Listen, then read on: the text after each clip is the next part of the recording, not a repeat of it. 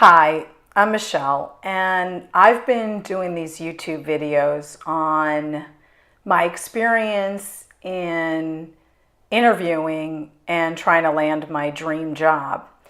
And I had done a whole series on teaching people what HR professionals are looking for, what recruiters are looking for when you're out there trying to find a job.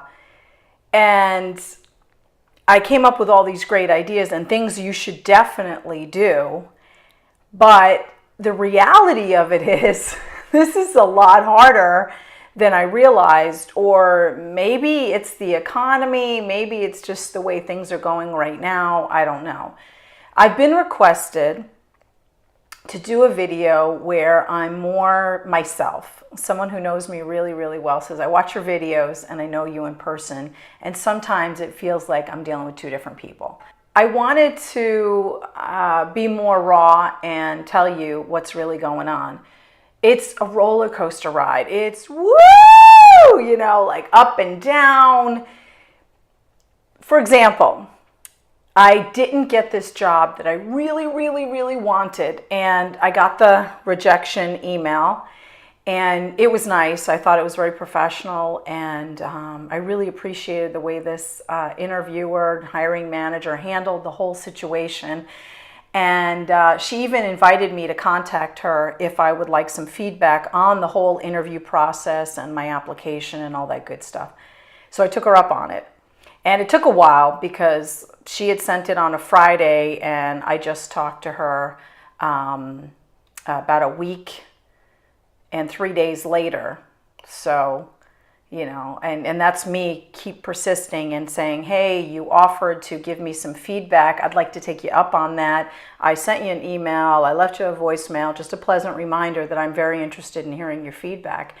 And the reason I did that was for a couple of things. One is you never know. You never know what's going to happen with the job. So maybe the person who did get selected is not going to be able to take the job for whatever reason. Maybe he or she is negotiating with another organization and prefers that organization to the one that actually I wanted.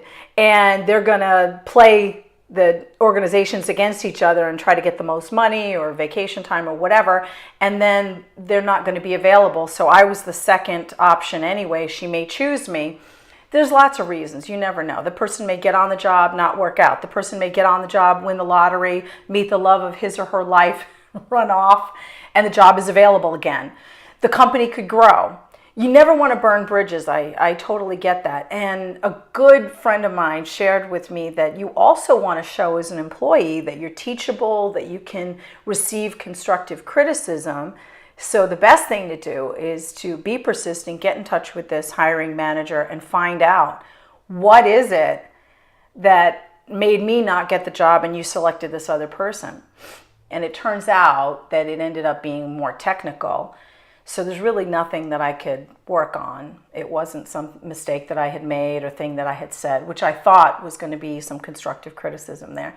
But she did leave the door wide open. She did share that the company is growing. She wants to grow her team. There is a position that should she get the budget for it, she thinks I would be perfect for, and she will contact me in the future. She invited me to connect with her on social media, specifically LinkedIn.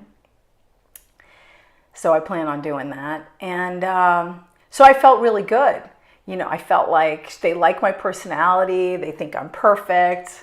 There was just some technical aspect that I didn't do that somebody else did a lot better than me. And it's not even a matter of, well, I could take classes and get better at it.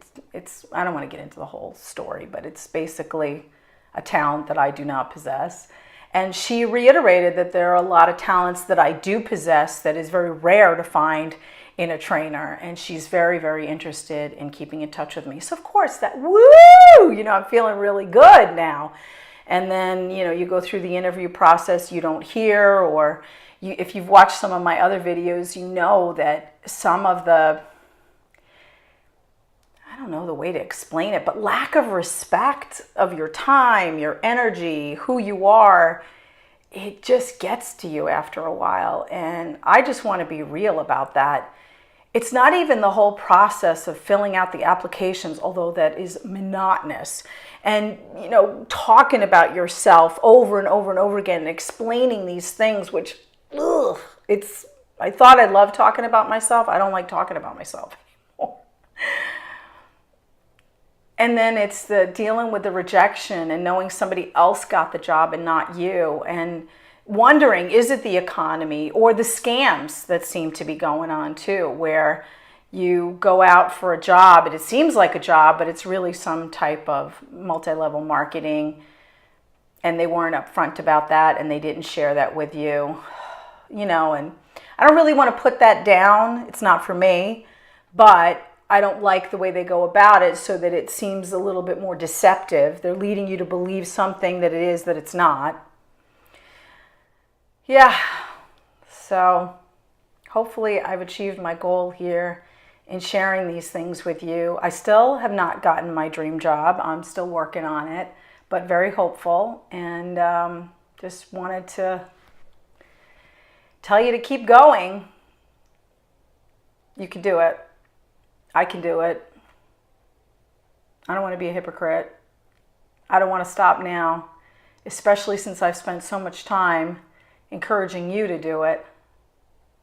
We could do it. Just got to keep going. Write me your comments. Let me know what you think. If you can tell I'm a little brokenhearted in this video and you want to reach out to me and say something comforting, don't think, oh, she doesn't need it.